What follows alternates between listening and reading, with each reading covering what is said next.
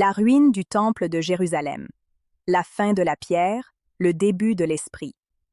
Kardec enseigne que Jésus, en prévoyant la destruction du temple, ne parlait pas de punition, mais de conséquences naturelles des lois morales. Le temple, symbole de la religion formelle et du pouvoir sacerdotal, s'était éloigné de sa mission spirituelle, se transformant en centre de vanité et de matérialisme.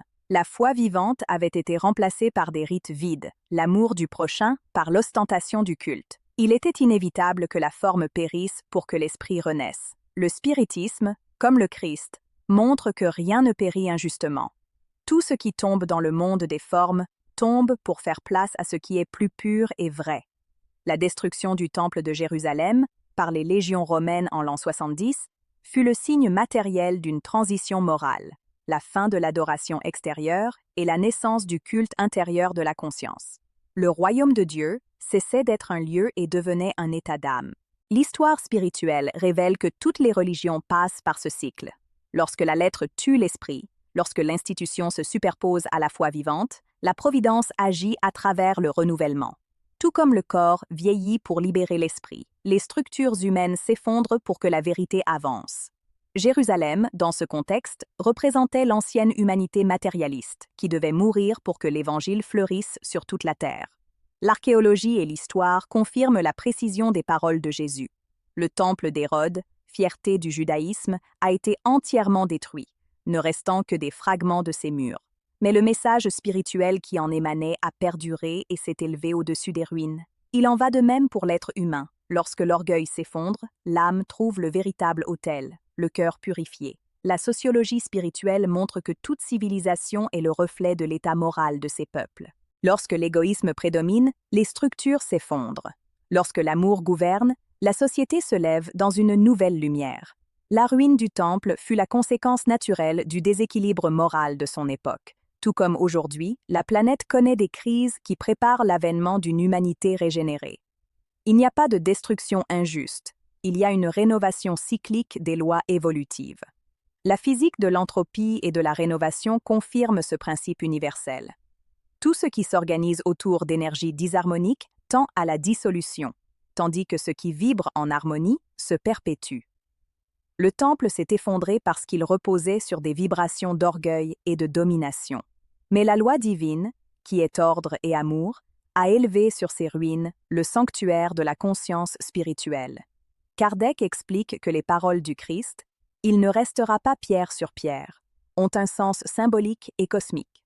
Non seulement le temple, mais toute structure matérielle et morale érigée sur l'égoïsme est destinée à tomber. C'est la loi de purification qui régit les mondes et les âmes. Ce qui est faux s'effondre, ce qui est vrai demeure. Jésus annonçait, avec cette prophétie, le début de l'ère de l'esprit, où la foi ne dépendrait plus des temples, mais de la lumière intérieure. La physique quantique de la conscience peut illustrer ce processus. Lorsqu'une structure perd sa cohérence, son énergie est réorganisée à un autre niveau. Il en va de même dans les civilisations. L'effondrement d'un système est la naissance d'un autre. La ruine de Jérusalem fut l'effondrement moral d'une époque et la naissance vibratoire du christianisme spirituel qui transformerait le monde avec la force de l'amour et de la vérité. La neuroscience morale montre que les changements de paradigme exigent douleur et crise. Le cerveau humain, comme les sociétés, résiste au changement jusqu'à ce que la tension devienne insupportable. L'effondrement de l'ancien système religieux fut le choc nécessaire pour libérer l'humanité de la peur et du formalisme, ouvrant la voie à une foi raisonnée et universelle. Jésus savait que la chute de la pierre serait le réveil de la conscience. Kardec enseigne que chacun de nous porte aussi son temple intérieur, la structure des vieilles croyances, des habitudes et des fiertés qui doivent s'effondrer. Lorsque la douleur ébranle ces murs intérieurs, ce n'est pas une punition, c'est une libération. Le Christ renaît en nous lorsque l'ego cède la place à l'humilité et l'autel du cœur remplace l'autel de pierre. La science spirituelle et la physique cosmique convergent dans la même loi. La destruction n'est que l'autre nom de la transformation. Rien ne se perd, tout se renouvelle.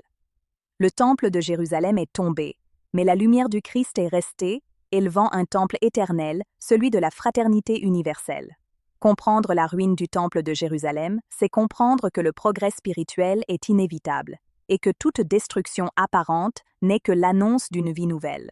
Ce qui s'effondre, c'est la matière, l'esprit demeure et s'élève. Si cette réflexion vous a apporté clarté et foi, partagez-la. Parce que comprendre la ruine du temple de Jérusalem, c'est reconnaître qu'aucune pierre ne résiste au temps, mais l'amour de Dieu est indestructible et éternel.